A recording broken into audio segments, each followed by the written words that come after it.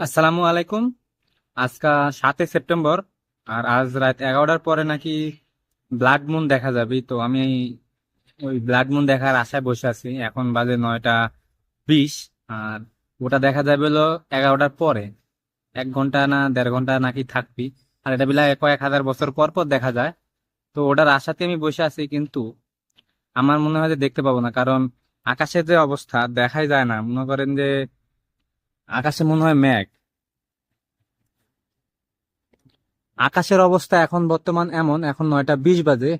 11টার সময় যে কি হবে আমি নিজেও জানি না, 11টার জন্য আমি বসে আছি। তো আজকে দেখাবো আপনাদের ব্লাড মুন।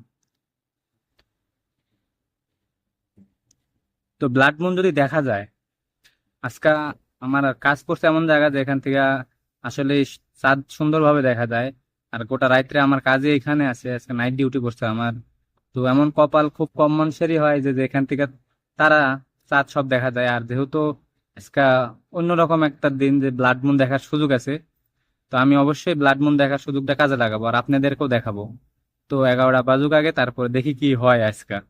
তো এখন 11টা 16 বাজে, আর সেই চাঁদ দেখার আশায় ছিলাম এতক্ষণ। ওই চাঁদের কোনো ঠিকানাই নাই। দু- গোটা আকাশ অন্ধকার, কালো হয়ে আছে বৃষ্টির কারণে, মেঘের কারণে।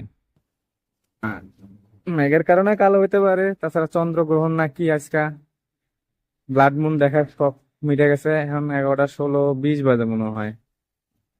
11টা 17 বাজে আর কি। কিন্তু আর দেখার মতো কোনো সুযোগ নেই।